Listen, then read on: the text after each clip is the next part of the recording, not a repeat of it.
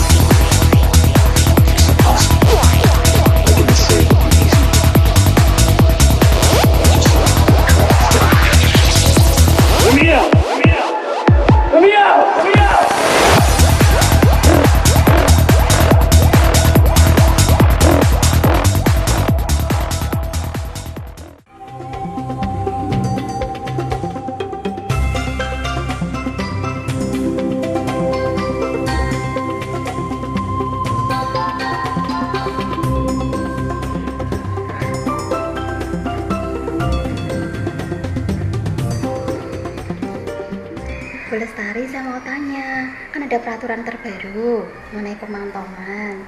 Nya tahu enggak ya mengenai peraturan terbaru itu? Oh, yang Permen nomor 14. Iya. Iya. Oh, padahal sudah tahun 2010 ya, Bu. Kita Iya. belum tahu, belum punya ikut diklat, Ibu. Saya belum ikut diklat. Oh iya, Pak Agus kan sudah pernah diklat. Tanya aja kepada Pak Agus. Oh, Pak Agus? Iya, iya. Oh iya. Pak Agus dulu ya. Monggo, monggo. Makasih.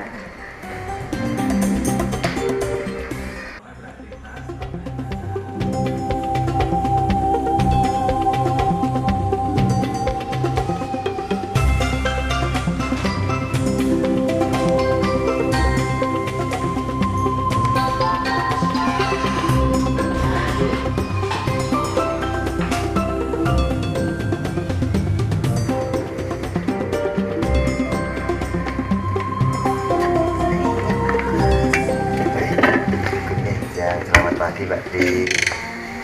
Terus Bundi, gimana? Saya mau tanya, kan dia harus ikut diklat penilai. Oh, iya. Kan ada peraturan terbaru Permen nomor 14 tahun 2010 itu loh Pak Agus. Oh iya. Saya tuh belum tahu mengenai pemantauan. Oh iya. Nomor Pak Out nih, mungkin bisa dijelaskan mengenai pengertiannya bagaimana? Oh gitu.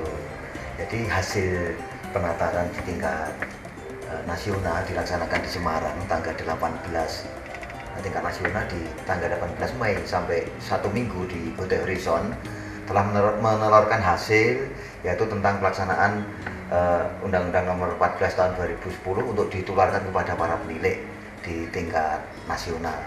Nah ini penjaringan menanyakan kaitannya dengan pelaksanaan pemantauan program PNFI. Ini pengertiannya begini Mbak Tri. Kegiatan mengamati, ini pengertiannya, mencatat dan mengendalikan pelaksanaan program yang dilakukan secara rutin dan teratur baik melalui peninjauan langsung ke lapangan ini Mbak Tri, maupun dengan melakukan kajian terhadap setiap langkah pelaksanaan kegiatan. Pengertian pemantauan program PNFI yaitu kegiatan mengamati, meliputi, mencatat dan mengendalikan pelaksanaan program yang dilakukan secara rutin dan teratur baik melalui peninjauan langsung ke lapangan maupun dengan melakukan kajian terhadap setiap langkah pelaksanaan kegiatan. Yang berikutnya itu kegiatan, pengertian yang berikutnya yaitu kegiatan mengikuti dan mencatat.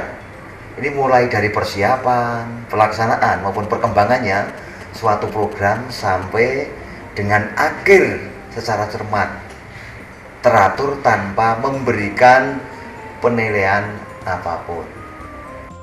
Pengertian yang kedua adalah kegiatan mengikuti dan mencatat, mulai dari persiapan dan pelaksanaan perkembangan suatu program sampai dengan akhir secara cermat dan teratur tanpa memberikan penilaian apapun.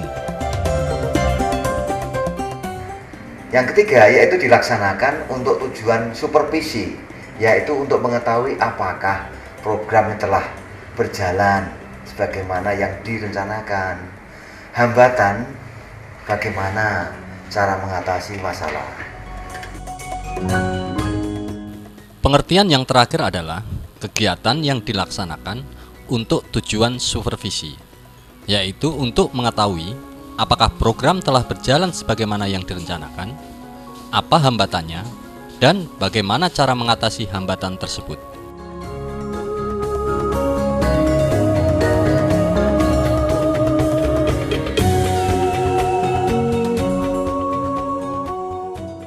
Oke, tadi kan pengertian.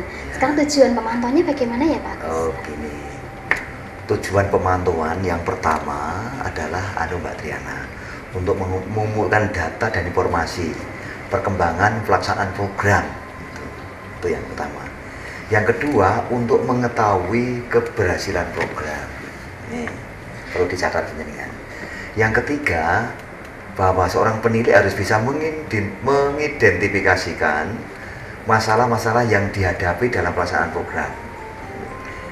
Yang keempat adalah memberikan bahan rekomendasi untuk menyempurnakan pelaksanaan program. Tujuan pemantauan program PNFI adalah 1. Mengumpulkan data dan informasi perkembangan pelaksanaan program. Kedua, mengetahui keberhasilan program. Ketiga, mengidentifikasi masalah-masalah yang dihadapi dalam pelaksanaan program. Keempat, memberikan bahan rekomendasi untuk penyempurnaan pelaksanaan program.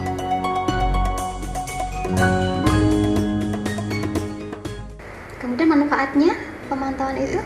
Lalu, mesti ada manfaatnya juga. Yang pertama adalah manfaat pemantauan. Yang pertama adalah memberikan umpan balik tentang gambaran, Mbak Tri. Gambaran keadaan yang sebenarnya dari perkembangan kegiatan. Ini yang pertama. Yang kedua, sebagai bahan masukan untuk melaksanakan penilaian dan pembinaan.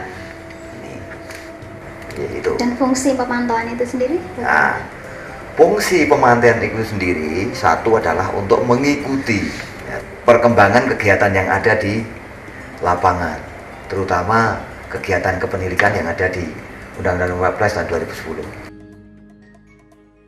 Manfaat pemantauan program PNFI adalah 1. Memberikan umpan balik tentang gambaran dan keadaan sebenarnya dari perkembangan kegiatan.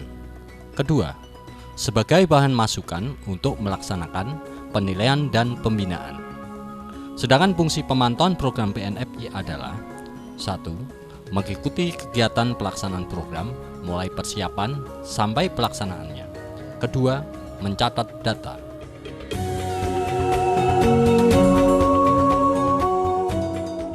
Tadi kan sudah pengertian, kita sudah tahu tujuan juga manfaatnya bagaimana pemantauan itu. Kemudian mengenai fungsi pemantauan itu, prinsip-prinsipnya itu bagaimana ya? Oh, gini Mbak Tri, prinsip pemantauan ini yang Harus yang kita itu kan bagaimana? sifatnya harus satu objektif ya. kepada di lapangan, karena kita itu sasarannya kepada masyarakat ya, dan dunia pendidikan. Yang kedua, komprehensif. Jadi komprehensif artinya apa? Saling isi mengisi, saling mau menerima output dan inputnya begitu. Lalu yang ketiga, ini singkat. Materi itu harus singkat, jelas, tepat sasaran dan tepat waktu. Ini harapannya seperti itu. Kira-kira program pendidikan di PNFI di Kecamatan Karang Barat gimana? Kan gini ya Pak ya, namanya program itu kan sekarang menyeluruh ya, ada program PAUD, kesetaraan, pendidikan masyarakat, juga kursus. Kemudian untuk sasarannya bagaimana ya itu? Oh gitu. Sasaran program dari pendidikan non formal, Untuk pemantauannya itu. ya informalnya ya. Sasarannya ini jelas kok ini ya, kita karena punya program kaitannya dengan PAUD, anak usia dini, ya, SPS. Ya. Untuk itu kita satuan program ini PNFI kita harus kita kembangkan bersama dengan satuan yang ada di Dinas Pendidikan khususnya di PNFI ini. Yang kedua kaitannya dengan PTK PNFI. Yang ketiga kaitannya dengan lembaga-lembaga pendidikan non formal dan informal. Ya, kalau sasaran kita Kaitannya karena bisa- sasaran kita kaitannya dengan non formal. Ya. Jadi nanti kalau kita menyasar yang formal disalahkan dengan yang lain begitu, ya kan?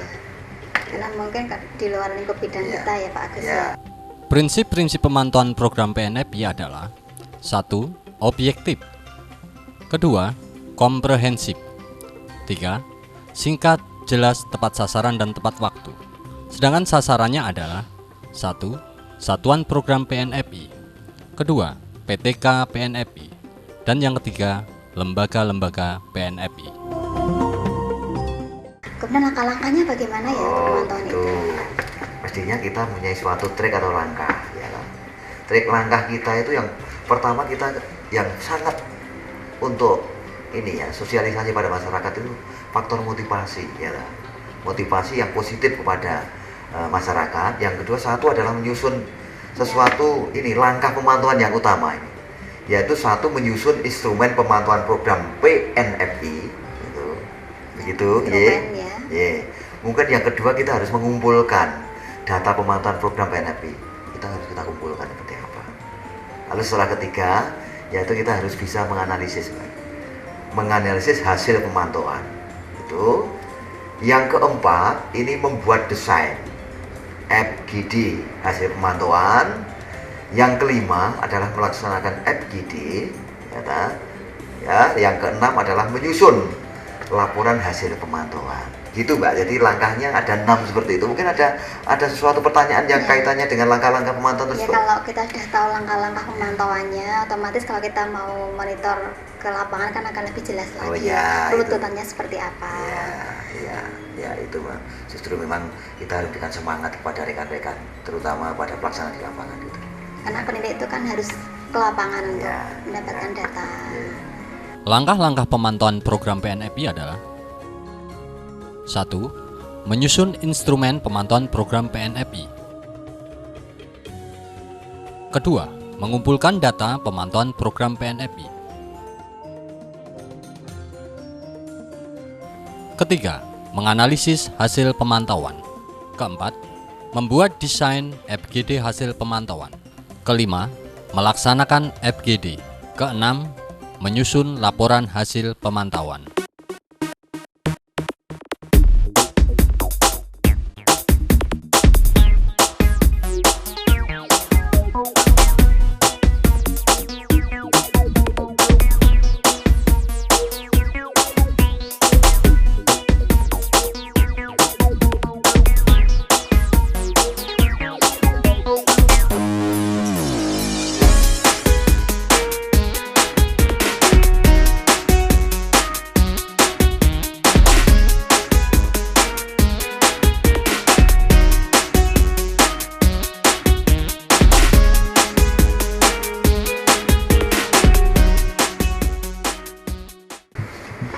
Terima kasih ya Pak Agus sudah menjelaskan mengenai pemantauan hasil diklat penilik mengenai peraturan terbaru nomor 14 tahun 2010.